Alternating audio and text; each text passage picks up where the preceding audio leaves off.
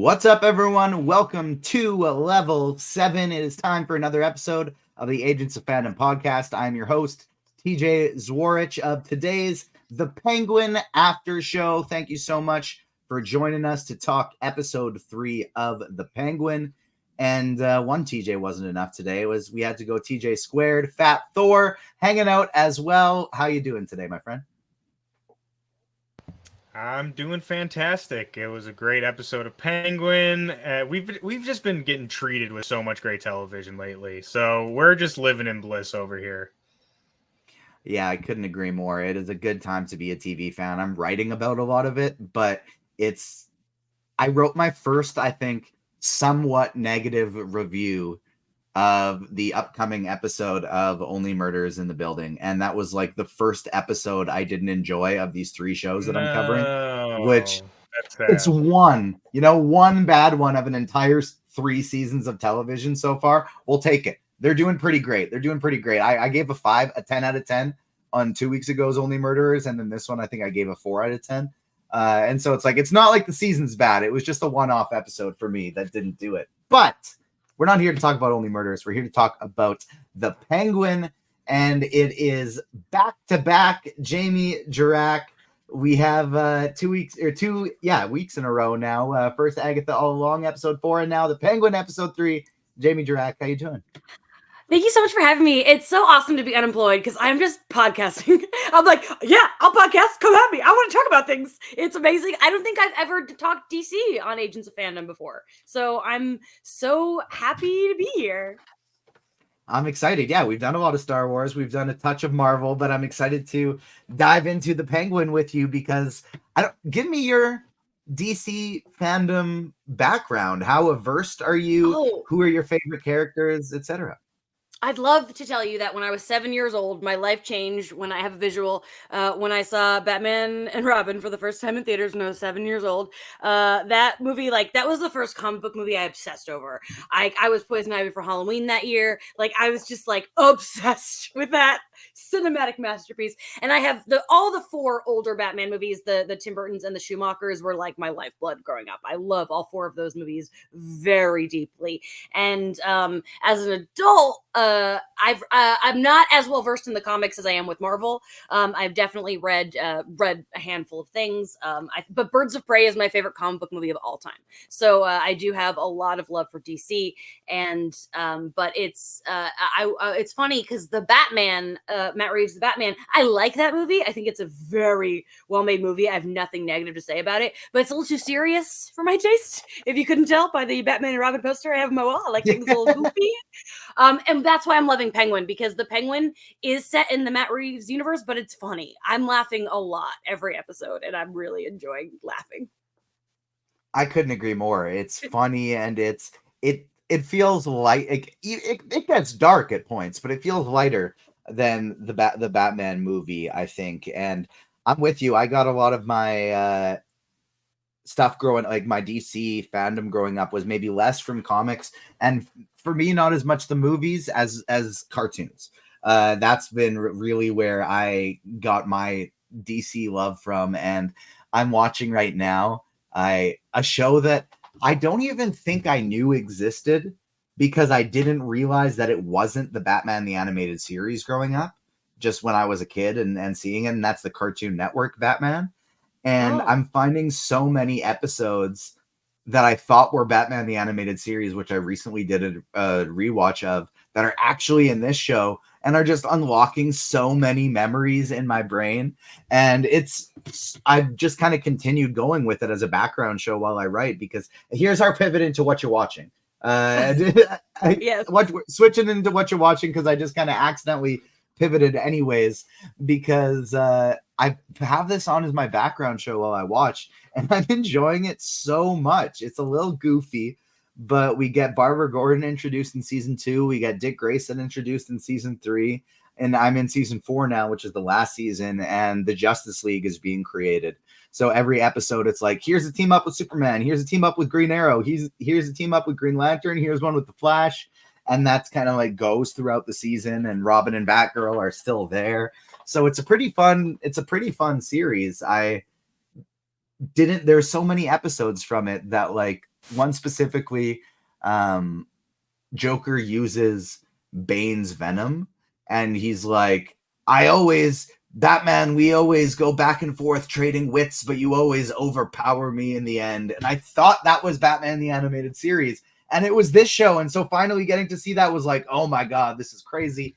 My wife and I also finally finished The Good Wife, and I gotta say, that show isn't good.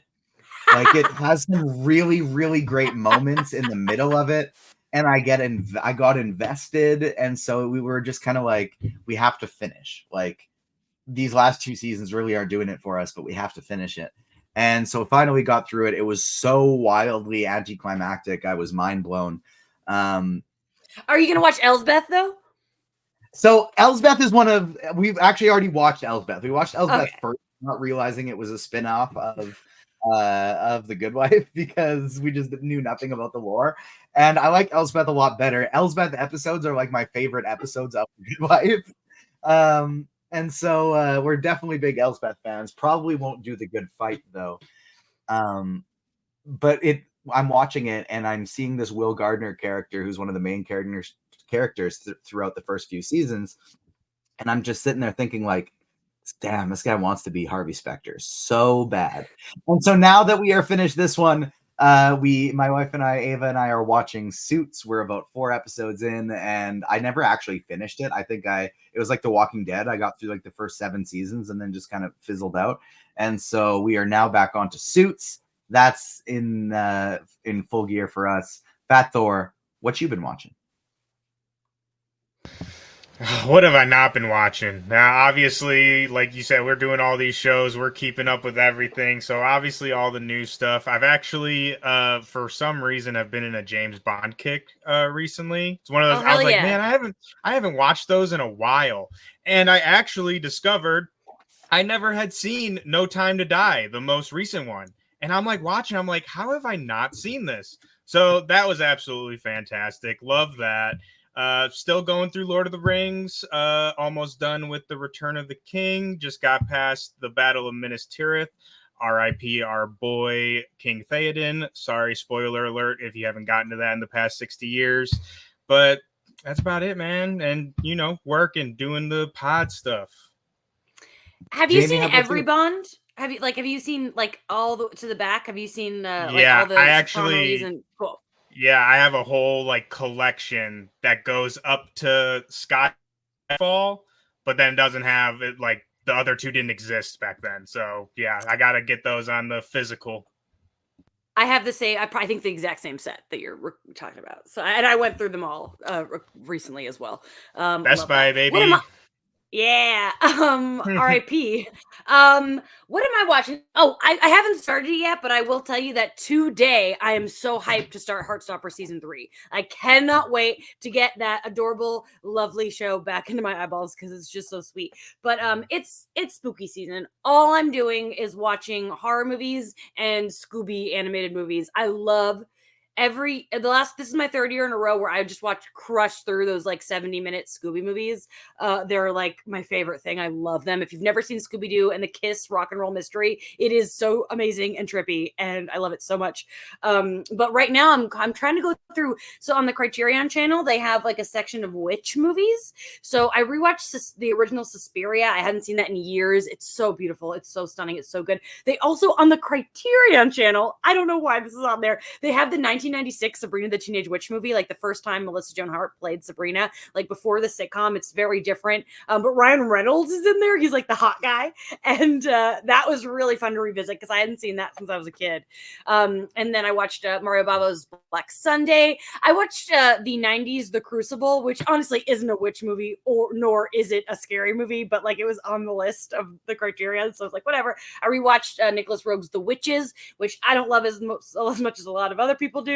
But Angelica Houston's really great. So yeah, just as much we are crushing through as much as we can. Oh, I watched Wes Craven's Deadly Blessings last night, which is Sharon Stone is so hot. It's one of her first movies, but it's not good. It's not very good. It's so clear that he was working towards the idea of Nightmare on Elm Street. It was 3 years before, and the iconic Freddy hand in the bathtub shot. he does that in Deadly Blessings. Like, it's exactly the same, but instead of Freddy's hand, it's a snake. So it was like kind of interesting to see like some Wes Craven lore that I didn't know about. So yeah, that's what I'm watching. This is a good one. We're going to take that, back pocket it for later, use it in a different way. I like it. While we're transitioning to DC here, and it kind of made me think of it when you said, like, there's a clear, this is what he was trying to do. And that's so much of the discourse of DC's most recent movie, which I have not seen yet. I'm not able to give a review, but I'm interested if you've seen Joker 2 and have thoughts on it. Me? Yeah. Nope. No, thank you. Pass. Hard Not pass. Thor. Did you go see it? So same review from all of us. Not a priority to go see in theaters. I keep joking, like, comic book letting me go right before the release of the only comic book movie I've ever not wanted to see is kind of beautiful. Like, thank you. Like, I now have I'm not required to see this movie. I hated the first one with every fiber of my being, and I have no interest in seeing the second one. Yes. Same. I think we're all in agreement. Yeah. Yeah, Damon's not here today, but it's the same boat for him. He keeps sending different gifts to people every time someone like makes a comment of like, oh wow, this movie is bad, and he'll just do some variation of like, vindication from Brooklyn Nine-Nine or like various things like that. Me and Damon have had some funny chats the past Andre few days. I'm not exactly mad that movie's not going well because I too hated the first one. But let's pivot into something we're all enjoying a lot more, and that is The Penguin.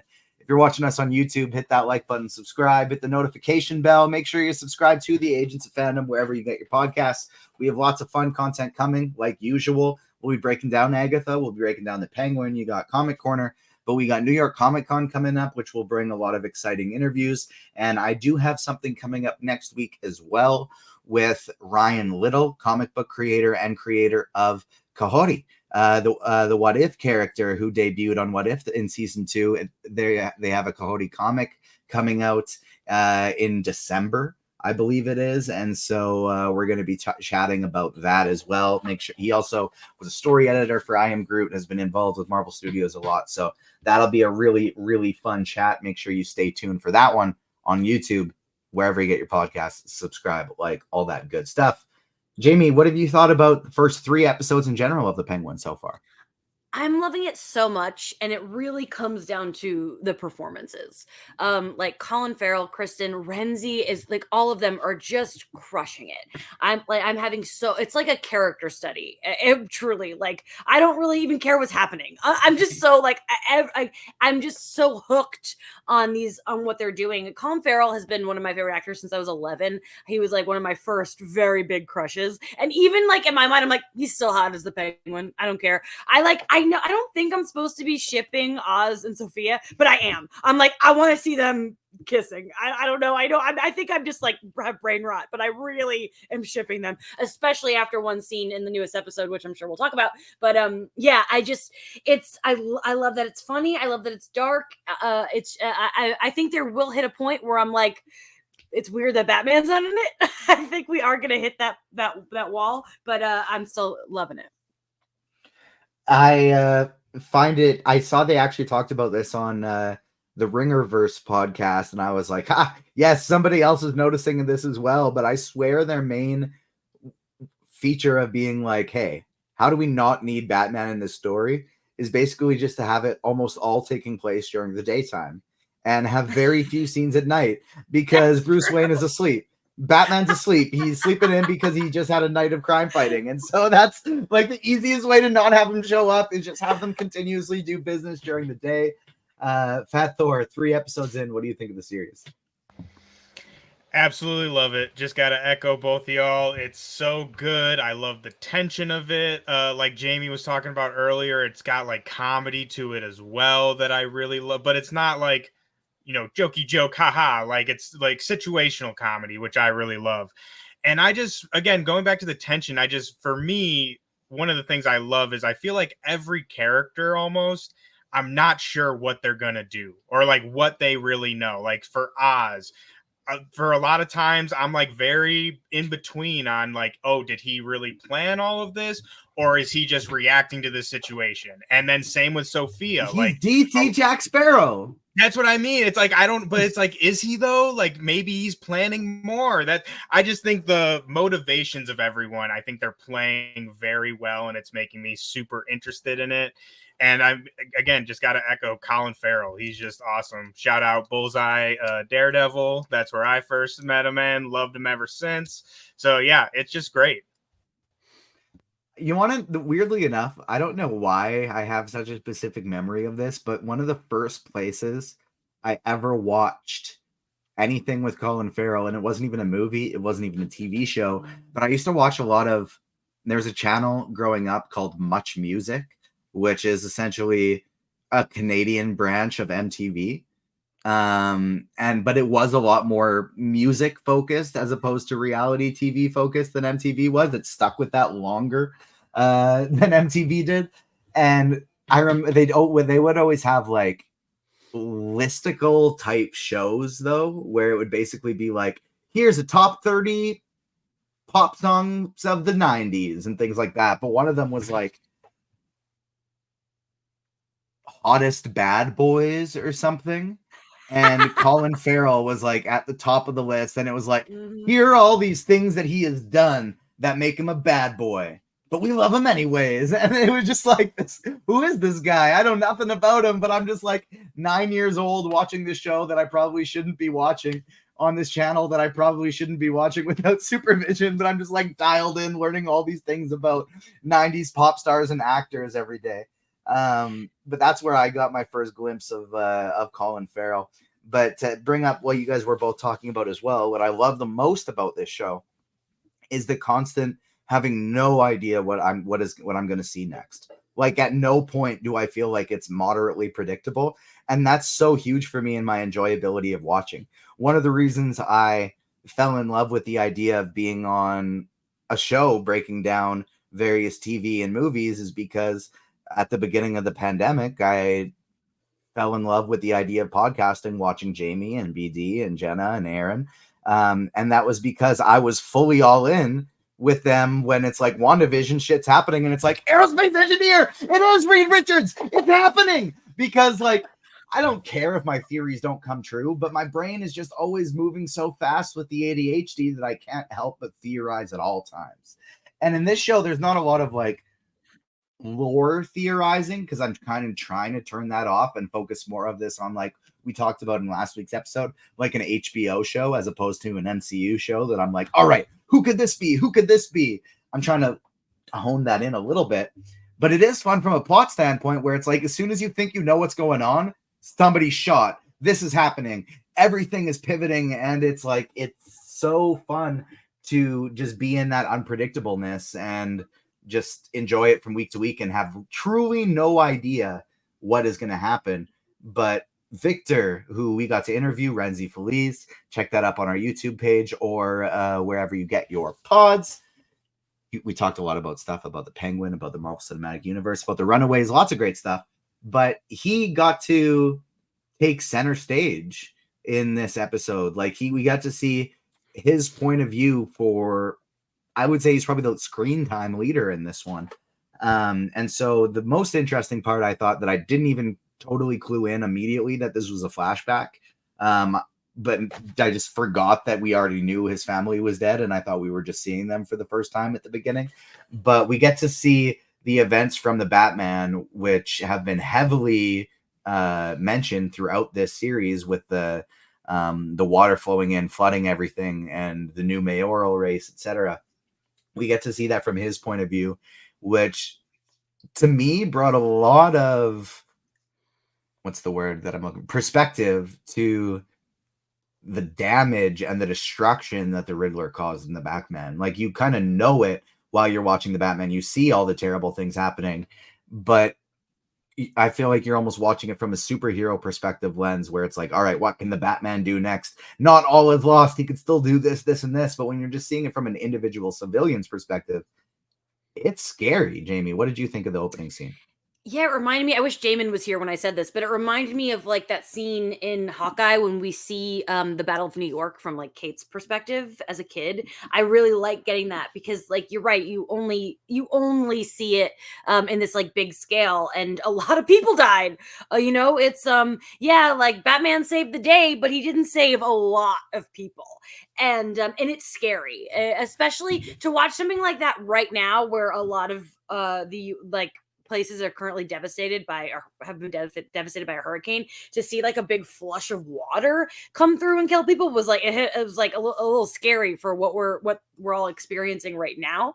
And but it was also just like a cool look into this character as well, because he was breaking my heart this whole episode when it when it ended. Tony, my boyfriend, was like, oh, I wish he had gotten on the bus, but I'm glad he didn't because I want to keep him around. But like, I know I just feel so bad for this kid. I also want to shout out Rhenzy's performance, and that a big pet peeve of mine is how certain people portray a stutter. I just think a lot of times it drives me crazy. It doesn't feel right. As much as The Last Jedi is one of my favorite films of all time, every time Benicio stutters, I'm like, what are you doing? Who made this choice? What, like, there, it's just, but when Rhenzy does it, it feels not only like so genuine, but like it just, I don't like, he must know someone who has a stutter. I don't know. Like he must have really researched what it's genuinely like to have a stutter, because it is the best portrayal of that I think I've ever seen in anything before. And I really hope he gets some kind of flowers just for his whole performance, not just that aspect of it, but everything. It's so incredible how he portrays the entire character, but specifically with the stutter, it's not isolated at all. It feels very true to who the character is, and it's woven into. There are clear situations where he is at ease and at comfort, where it doesn't affect him the same amount as it does when he's nervous, and when it's like something like the cop situation, or when it's with Oz and it feels like his back's against the wall. And with someone like with Graciela, I saw with my French brand, it's so hard to bounce in and out of like, do I rolling an R and not? I kind of got to go into like full accent or not at all. I can't go in between half like I used to. But um, uh, their relationship I found super interesting, because we see a complete different side to Vic than we do when he's with anybody else, with his family, with Oz, out on a job. He's calm and he's comforted, and he just feels like he looks as though he feels at home. That's the best way I could describe it, is home, safe. And so that made the rest of the choices in his episode a lot more exhilarating to follow. Fat Thor, have you heard prior to this episode, when we get into kind of real time, Oz and Sofia, they're teaming up. They're bringing a new drug to Gotham, and it's introduced as this ruby crystallized shroomy looking thing and it's called Bliss. It is killing me for the life of me trying to figure out where I've heard the usage of this drug before in DC. I looked it up, and I know it said that a Bliss was utilized recently in a Teen Titans comic, but I could swear whether it was like Young Justice or the Arrowverse, I feel like I've seen Bliss It was used before. something like that. They definitely have used Bliss in some kind of media before, because like you said, as soon as I heard that name, I was like, I've heard of this before.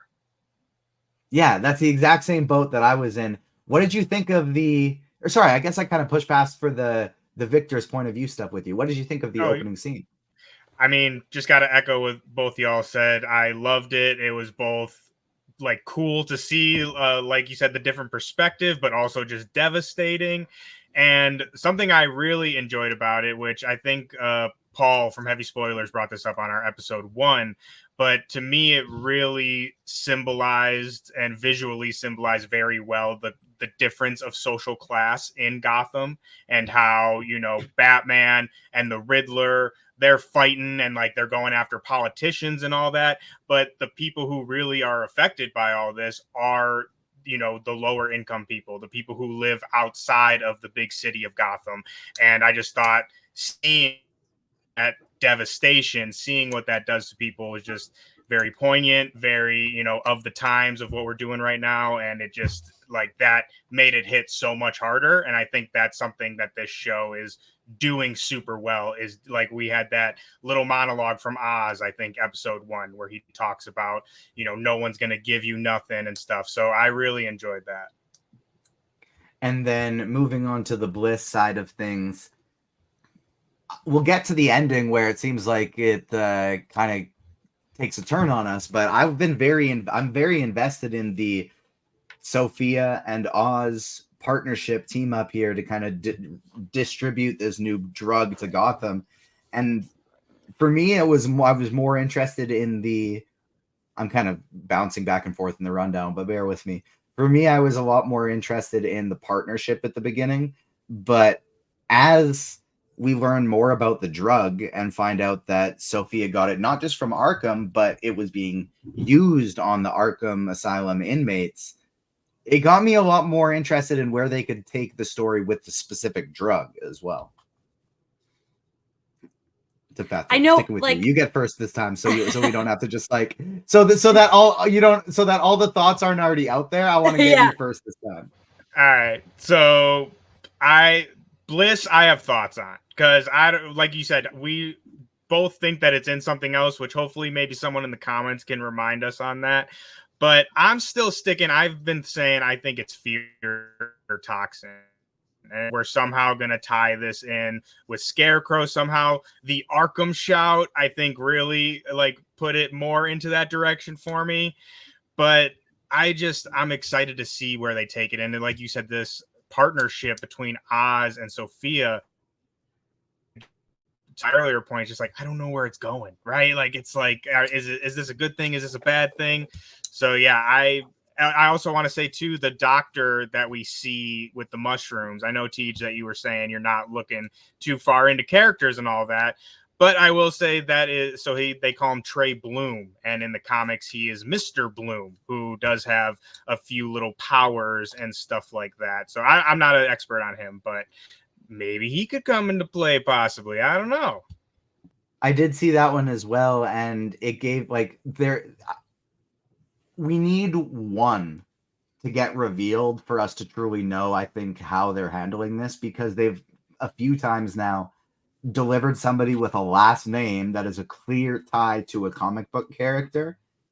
Now, are they just giving odes to the comics in a very grounded story, or are these tiny pieces of character reveals for the comic book readers to go, oh, that's where this is going, and to start theorizing and speculating? We don't know yet, because we haven't really had we haven't really had one of these big reveals.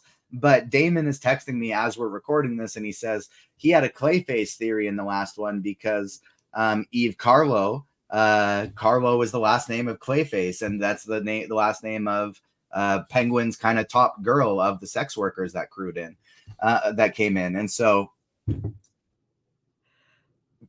his theory is that original theory was that Eve is Clayface, and this is just a disguise.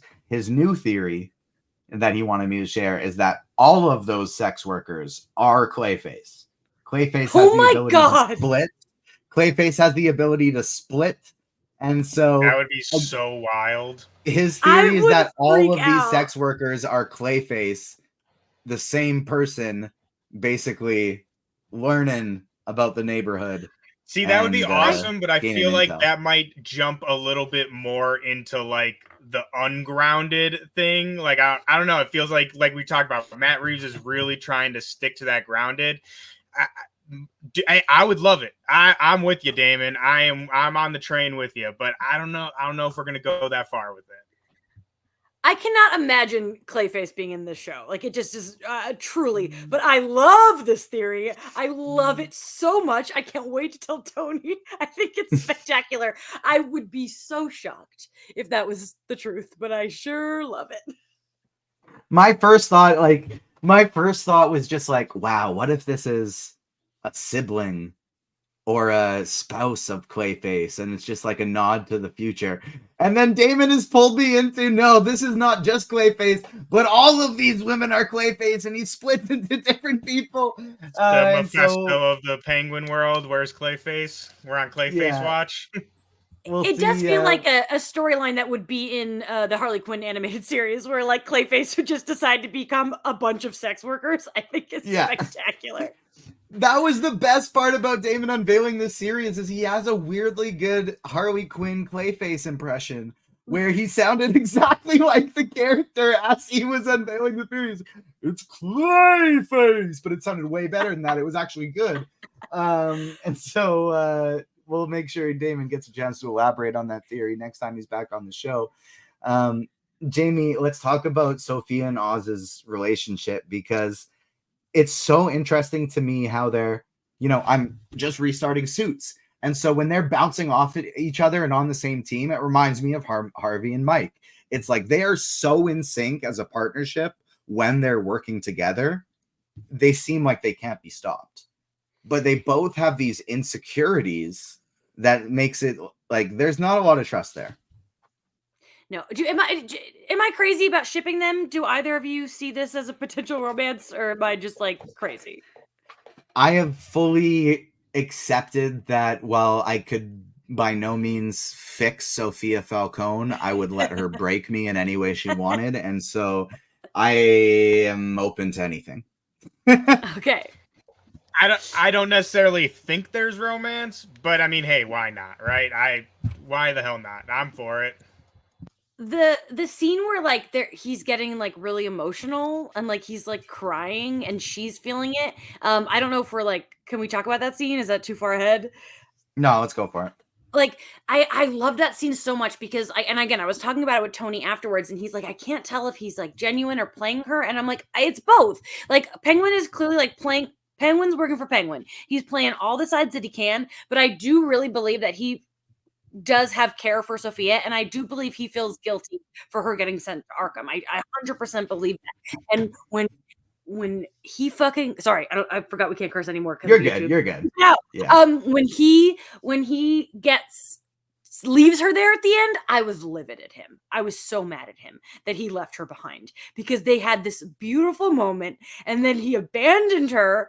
Like, I just want, like, they're such a good team. And what sucks is I feel like down the line, my prediction is they are going to get very simpatico and really decide to, I don't know, be partners, or I like the idea of her the boss and he's her right-hand man, because this whole episode was about her making it clear they are not partners. Like, she is in charge, but like I worry that eventually they're going to get there. It's going to be beautiful, and as soon as they do, she's going to find out he killed her brother. Like, that's what's going to happen, and I'm really sad about it because I just want them to be close, even if it's not romantic, even if it's just business. I just want them to work and be good together because I think they're great. That's where I'm at too, is even I don't know if there is a romantic spark, but I know that when the two of them are working together, it's just impeccable. Like, beautiful chemistry, bouncing off one another. They read each other's plans on the fly and adapt to each other's thoughts. It's spectacular. Fat Thor, what do you think about their relationship? Where do you think it'll go from here? I mean, I think Jamie nailed it on the head. I think, like you said, they're going to get closer and closer, and that bomb is going to drop, and it's not going to be good for anybody. And I got to say, too, that end scene, like, it was awful, but it also made me laugh because he's like, leave her, like, just let go. Like, he didn't hesitate for a second. So I thought that was really funny. But another scene, which I don't know if if we're going to be talking about this more, but one scene that I really liked and I thought really kind of made their relationship take another step forward is when Oz like threatened that dude, I forget his name, like the other head of the family, when he's like making fun of him. Yeah, when Vidi's making fun of him and he like freaks out at him. I feel like Sofia was like, okay, like, for like, all right, I see you. You know what I mean? Like, she liked, not only did she like that, but she like that made her trust him a little bit more. It seemed like you said, a big theme of this episode is her not trusting him. And like she said, you know, you work for me, not with me. I think that was a step closer to that. Oh, we're partners. Like, I can see you as a partner. his Oz is, it truly brings back to how great the writing is, how great Colin Farrell's performance is, because his impulsiveness makes him so unpredictable. Because you see this guy throughout the first 2 episodes of like, he's telling Alberto a story. I think it was. I don't think it was Luca. I think this is still Alberto. Yeah. And right before he kills him, about the guy from his neighborhood who everybody respected, and he was a boss of the neighborhood, but he gave out everybody whatever they needed, and it was, he took care of them as opposed to instilling fear into them. And you can kind of see that that's who he wants to be ish. But then, like, you see, you get this moment with Sophie, and it's like, leave her. And it's like, oh, there's the Penguin from comics, from cartoons, etc. And I think that is so, it's his performance that really brings out the unpredictability of that. And Jamie, I want your take on his relationship with Victor as well, because we talked about how he and like Victor and Graciela, they have like a very home and safe feeling relationship.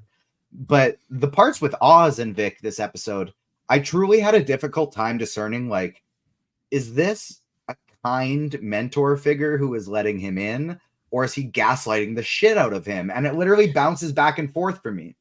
I had that same thought. It's I think the beautiful thing about this character, this specific Penguin, is that like it is so clear that no one respects him. And that's what he wants. He wants love and respect. He does, by telling, that was the first thing we heard, was that story you just referenced. But I think he like respect first. Like he needs the respect first. And he's getting reminded at every turn that he's not respected, when she's like, you're not even a made man, like it's just like everything like that is. And but when it comes with Vic, I think that it is a little bit of both, because I think he genuinely likes this kid, and he feels respected by this kid up until a point in this episode, and he gets really mad but there's also like a love there. He's treating Vic as well as he can, because it's like a blank slate to him, where he can give this kid can perceive him as he wants to be perceived, and he's trying. And that's why I think it is like a mixture, because when someone points a gun at your head like he did, like, okay, that's bad, that is a bad thing for a mentor to do, we're doing bad things, but I do like, that's why, again, that's why this character I'm loving so much, is because he's layered. It's not a black and white thing, which is weird because penguins are black and white, but it's very much like, I think it's always teetering between a line of, he wants to be loved, he wants to be respected, but he's a jerk. Like he's just like he is, and he can't help it. But that's also face. Like that's what makes him funny though too. Like when he's trying to be nice to the kid earlier in the episode, but then he's like, what does he say? Something along the lines of like, I'll know it if you screw up, or something like that. Like, and it's if you couldn't tell, I love the accents in the show. I love, yeah. I'll sense it if you do something stupid. That's it. And I think this dynamic is excellent, which is again why I didn't want him to get on the bus. Like, I know this kid should. He will be safer. His life will be better, but I want this relationship to grow too, which is cool. It's really neat to see in like a darker DC project where it's like really character driven. It is pretty fun taking the kind of Batman and Robin trope of like emotionally disturbed man takes emotionally disturbed boy under his wing and does his best while having a lot of shortcomings along the way. It's a funny like villain side of that, as opposed to the hero side of that, and seeing it firsthand. But one of my favorite parts, Fat Thor, and I want to get your thoughts on their whole relationship as well, was, and what really made me question it and be like, damn, he is trying to be nice, is the take up space part. The way he says to him, like, no, you take up space, whether it was the ordering food or whatever, when that stutter's happening, he says, like, if you, like, to me, the way I took that was like, if you got to respect yourself first for them to respect you, which is interesting coming from a guy that doesn't get respect from anybody, but it seems like genuine, heartfelt advice.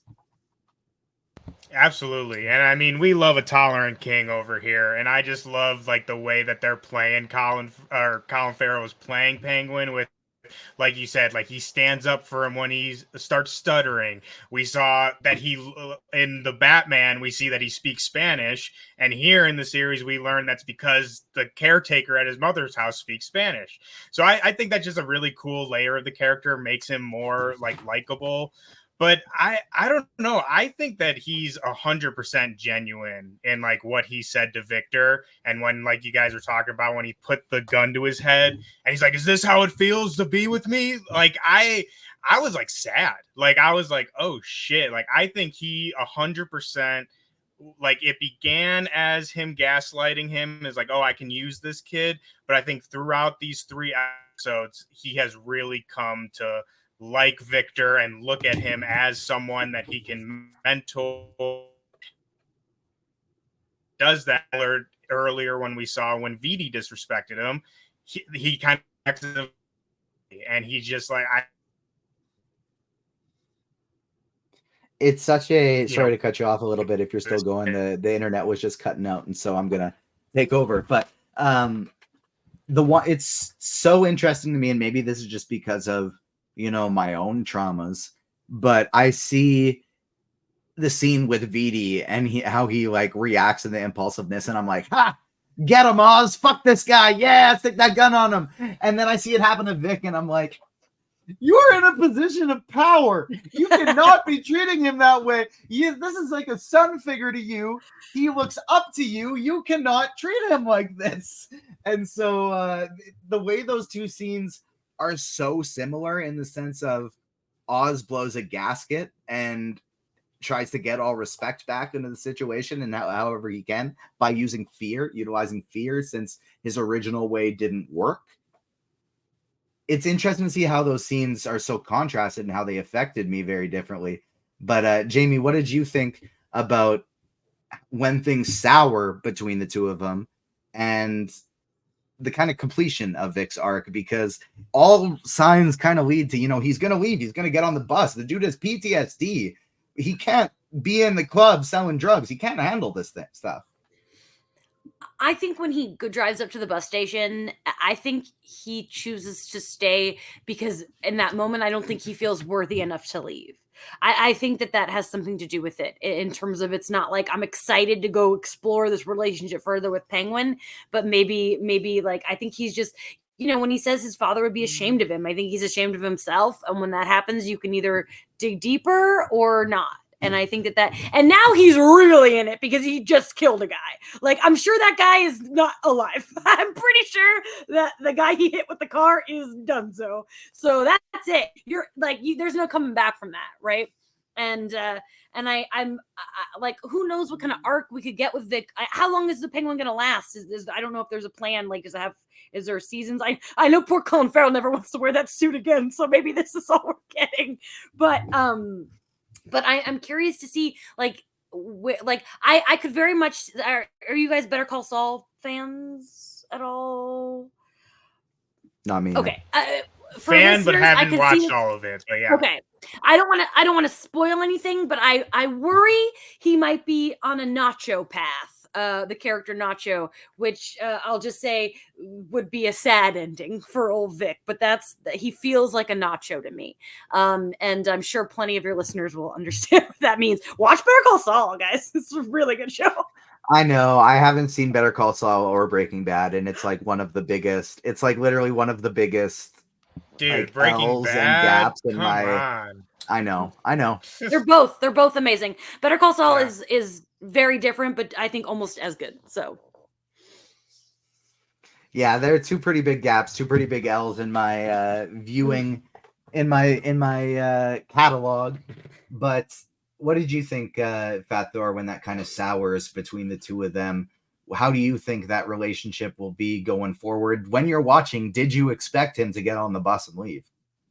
Well, so I wanted to throw a question at you guys because I wasn't really sure on this. Do you guys think that he went there with the intention of taking the bus and then decided not to when he was there, or going to come back and he just wanted to see her leave? I think he was. What did you guys was planning to go. I think too. he You think he was planning to go? Intended to go. Yeah. See, I don't know. Part of me feels like he just wanted to, like he decided and just wanted to see her go off. But I think, like you said, I mean, he's in it now. Like, no matter how he feels about it, I think he made his choice. We saw it like that was his choice. And from not here on out, he is fully in it. And I want to say it's going to work out for our guy because I love that dude, but I'm worried. I'm worried for him, but it gives me hope because, like I said, I do genuinely think that Penguin does care for him.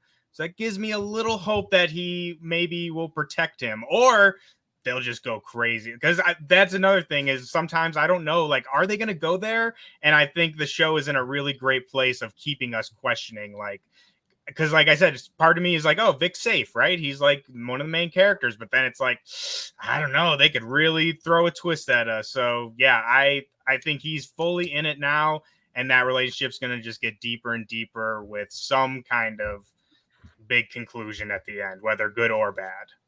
It's funny how we all have the same, like, oh, we love the guy, but I don't know how this is going to turn out for him kind of vibe, especially like the place I get it from is we're talking about these sort of Batman and Robin foil similarities of Penguin and Vic. Well, which of the Robins was recruited after trying to steal rims off of or wheels off of the Batmobile? It was Jason Todd. How did that ending go for Jason Todd? Not great. And so it kind of seems like don't put that on Vic. Come on. I think there are similarities for a reason. I don't think that was necessarily by accident, and I think Vic's ending may not be great, but I hope that is not the case because I do think he's great, and I think Rhenzy's performance is incredible. If Sofia does it. Ooh. That'd be payback for the brother. Like, that's comparable. Oh, dude, I couldn't handle that. I don't know if I would be able to handle that. Jamie, I want to get your thoughts before we get onto the final point on specifically Cristin Milioti's performance as Sofia Falcone, because she's been freaking incredible, and I want to know your thoughts. I love her so much. You know, it's funny. Everyone's like thinks of her for How I Met Your Mother, but I never finished the final season because once I heard about the finale, I just gave up. Yeah. So I never really saw her in that season except for like maybe one episode. But The Wolf of Wall Street is one of my favorite films of all time. It's my favorite Scorsese movie. I've seen it 25 times, and she just has this New York about her. Like she has it so hard, and there's like a little bit of that in Wolf of Wall Street, and I love that she gets to dial this up to like 11, and I love that she's like, you know, the show is hinting at the fact that maybe she's not as crazy as we think she is, but she's a little crazy. Like she's not 100% with it. Like she's just not. And like one of my favorite scenes was when she was like talking to her cousin, and she was like talking to the little girl, and the cousin got scared, and like how angry she was about at that moment. Like she's got so much into this performance. It's so nuanced, and I really like. So I'm originally from Jersey, so every once in a while I'll have like a little accent slip out, and whenever I watch her, I like want to go full force. Like I want to start, because like I don't think I look like her, but we both have bangs and like kind of bug eyes, and like I really want to like start doing TikToks as Sofia or something, because I just want to talk like her. I love her accent so much, but I think she's crushing it. There's all three of these main characters. There are just so many good layers, and that's why to me, like, I don't care about the story nearly as much as I care about the characters. It's a really fun way to look at a show, I think. TikTok or YouTube short idea that I will pitch you: Penguin Jamie recaps in Sofia Falcone's voice. That's actually really fun. From her I like that too. Yeah, that would be really like fun. absolutely perfect. But let's talk about the ending, because that really shook me up. Like I was primed for like a wow, look how good these two are together. They really seem to be figuring out they're gonna get this shit going, and we'll see where this goes from here. Who's the next villain that they're gonna take on, kind of thing. But then no, what's Maroni's wife? I don't remember her name off the top of my hand. I just wrote about it, but Mrs. Maroni comes in, smashes the car into them, pulls the guns out. It looks like all is lost until Vic rams into them. He comes back, saves the day, but they leave Sofia. I think assuming probably that she's going to die. Fat Thor, what's your read of this? I took that as, hey, maybe if we get away, she'll die, and then I can have this all to myself. Again, I think it goes back to, how much is he planning? How much is reacting? This, I think, totally reacting to the situation. And he's like, screw her, dude. Like, we got to get out of here, right? And like Jamie said in the beginning of this, Penguin is on Penguin's team at the end of the day. And he'll work with who he needs to meet his own ends. But this was a situation where two threads he had going collided with each other, so he's like, hey, they can take care of each other, I'm out of here. So I don't know what's going to happen with that, because I feel like there's no way that Sofia's done. Like, there's no way she's not in the show anymore. So I don't know what's going to happen, because obviously if she lives, the game is up. Like, she's going to know he's working with the Maroni, like she's going to tell her, right? So I don't know. Good way. I love how they ended it though with Penguin saying like, oh, we're in it now, Vic. We're in it now. It's like, let's go, dude. We're all in it. All the audience with the characters. I could foresee him her getting taken and him like somehow rescuing her to get back in her good graces. I feel like maybe could happen. Yep. And just basically do like sorry I screwed you. I was playing both sides, but here we are now. I shouldn't try to do the accent. I'm not the one who's good at it. I'm not the one who's from Jersey. Any final thoughts, Jamie, on the episode or potentially where the series may go from here?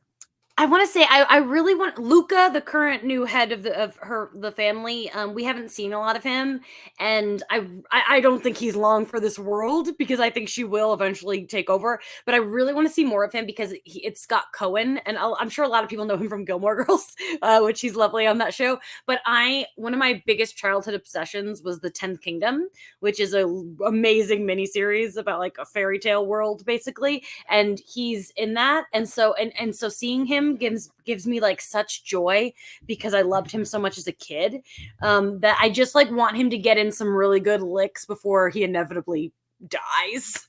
That's like the big thing I would like to see. And then yeah, it'll be really fun to see. Like Tony yesterday was like, I really want to see the Scarecrow, because Scarecrow could work potentially in this world.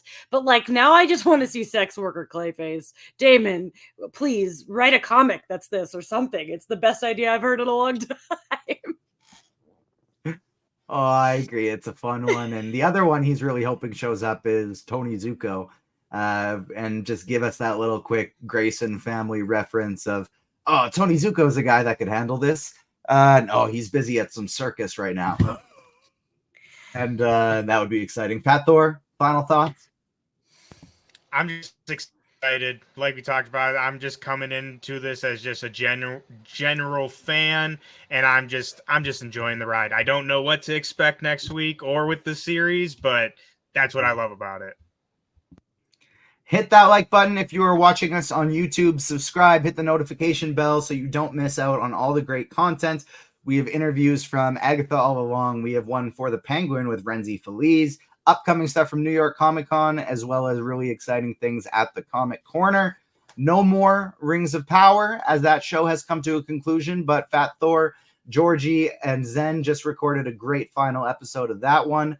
And make sure you check it out. And of course, check out our episode 4 breakdown of Agatha All Along with Jamie from last week. Jamie, where can the people find you on socials, and what do you have cooking in terms of upcoming podcasts? Yeah, first of all, thanks for having me twice in 1 week. It's like, 'cause I just love talking about things and I love hanging out with you guys. So thank you. It's fun to be with TJ Squared.